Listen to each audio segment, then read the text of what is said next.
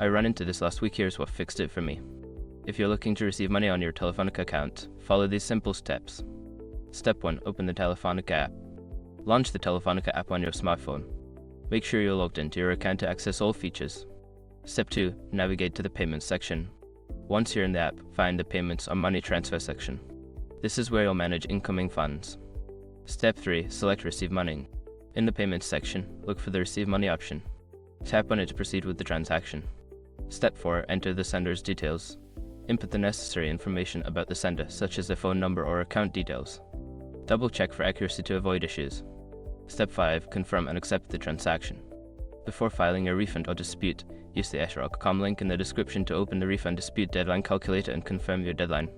Remember, if the sender has not completed their part correctly, you may not receive the funds. Always communicate with them to ensure everything is in order.